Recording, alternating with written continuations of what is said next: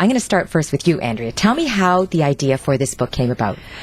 Well, it's because we love junk food. I love junk food. My kids love junk food. My husband loves junk food. And we thought, you know what? Instead, like you just said, instead of telling people or not being able to eat it, we really want to eat it. And it's not realistic that we're not going to eat it.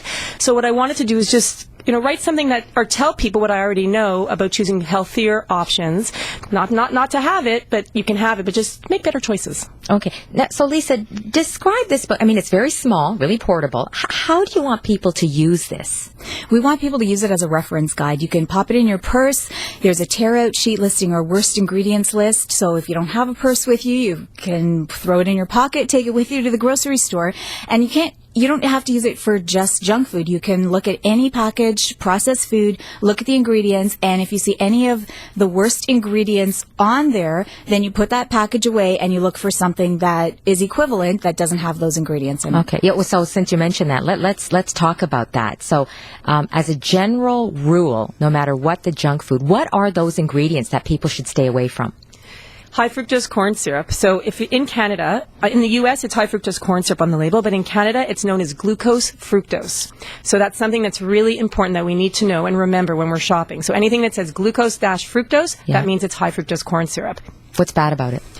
It's processed differently than any other sugar, and it goes right to our liver, and it converts to fat. So, it causes obesity, heart disease, insulin resistance, which is the step just before type 2 diabetes. So, not good. Okay.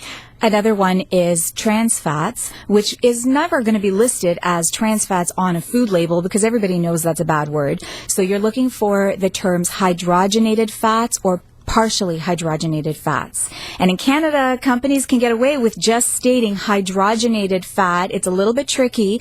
Unless it says fully hydrogenated, then you can pretty much guess that it's a hydrogenated fat or a trans fat. And it's important not just to rely on the nutrition facts label for the trans fats because most of the time they'll write 0 trans fats. But there's a label loophole that is basically, if it has less than 0.2 grams of trans fats per serving, they're allowed to write 0 on the label, on the nutrition facts panel. So you really have to focus on the ingredients. Okay. So anything like Lisa said that says partially hydrogenated or hydrogenated, don't buy it. Put it back on the shelf. So if it is less than 0.2, right, and it says 0, is that an issue, less than 0.2? Yeah, that's an issue because it's less than 0.2 grams per serving. So let's say you're looking at a box of crackers that has 0.2 or 0.15. If you eat 4 or 6 or 8 of those crackers, then you've gone over and above the 0.2.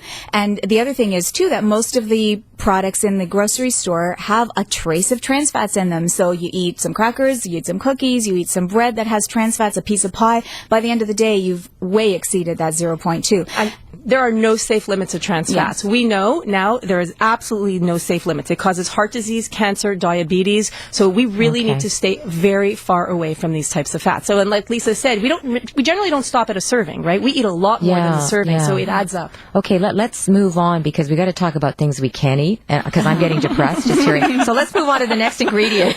So artificial flavors, artificial colors, artificial sweeteners, and certain preservatives would be the other ones. We call it, the worst 7 ingredients that we find in packaged foods and junk food. Okay. I mean, when I look through this book, it's obvious that you've done a lot of research. I mean, you do the breakdown, itemize everything. And a lot of taste testing. Oh, a lot of taste testing. Okay. Someone had to do it. You took the job. Well, you said you did like junk food. And of course, you name names, right? You say what's good, what's bad. Were there some really big surprises for you when you did your research? There were a lot of, first of all, the products that we use for the book are American products, so their ingredients are a little bit different than they are in Canada.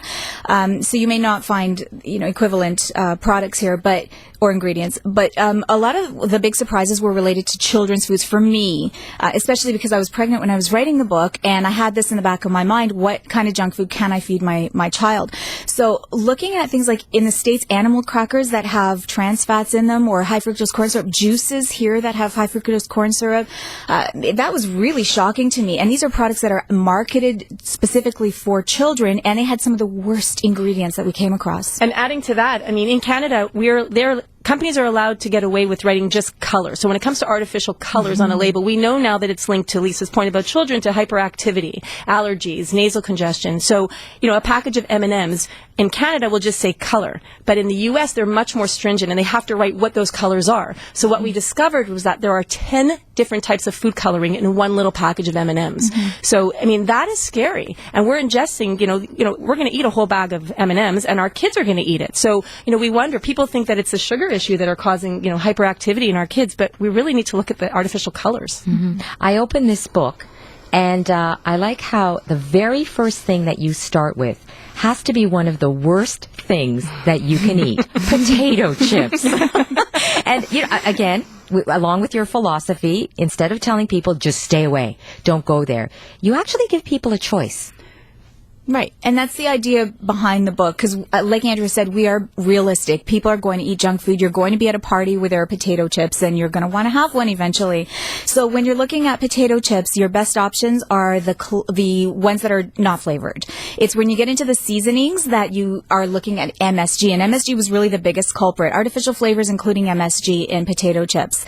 So you'll find that in almost every seasoned chip. So if you're looking at a party table, go for the plain chips and find a healthy dip, and that is your best option. And if you're shopping, what you can do is turn the product over and read the ingredients. So look to see the word monosodium glutamate. I mean, there are the healthier options on the shelf. We just have to know how to pick them and how to make the right decision when we're shopping. There are some other names for MSG, like autolyzed yeast extract, but those are less harsh. So MSG itself is the process, a very harsh process, and people have a lot of reactions to it, like headaches, dizziness, a lot of it on our nervous system. It affects our nervous system.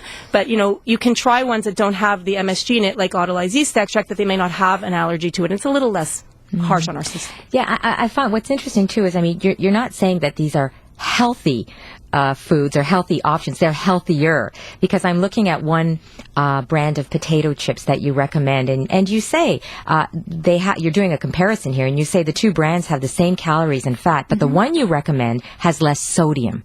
Right.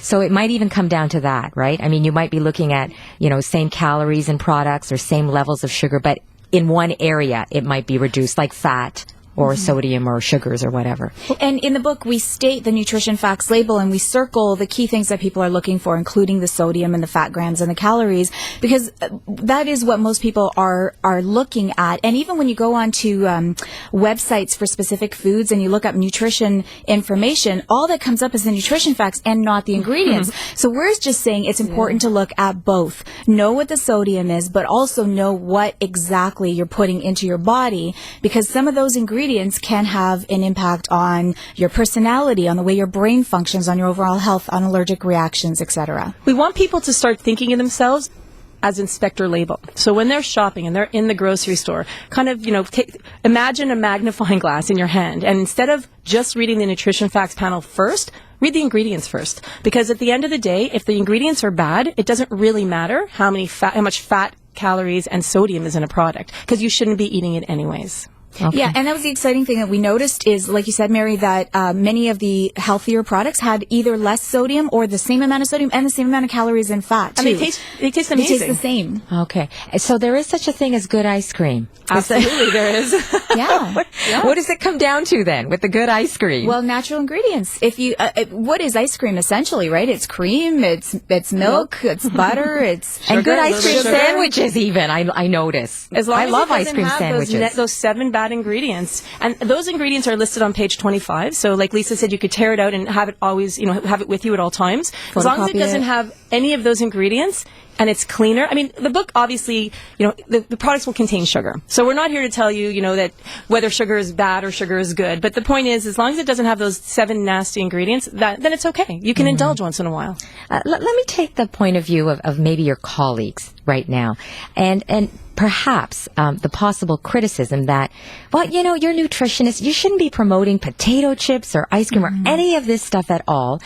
Despite the fact, we acknowledge you do have better alternatives here, but the choices that you end up recommending, they really aren't good for you. So how would you address that criticism, Lisa?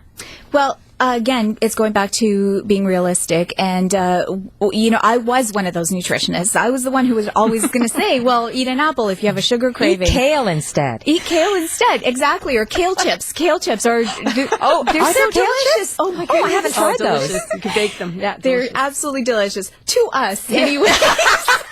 To you. Okay, let's get that. They're not in here. I know they're not in here. Maybe the next one. But this is it. Most people are going to say, well, I don't always want an apple or grapes when I'm craving something sweet. So, that small percentage of people, because we did some preliminary research and we discovered that 96% of us eat junk food. At least once a week. At least once a week. We're eating junk food. So people are going to eat it. So what we didn't want to be another body out there saying, don't do this and pointing our finger. Don't eat that. Don't do this. You can't do that. We took a realistic approach and said, well, you're going to eat it, and we all are once in a while. And if you're going to, just make a better choice. And we're not saying don't have it. We're just saying be smarter. Okay, we'll end off on that. Very interesting book. Thanks so much for coming in. Thank you.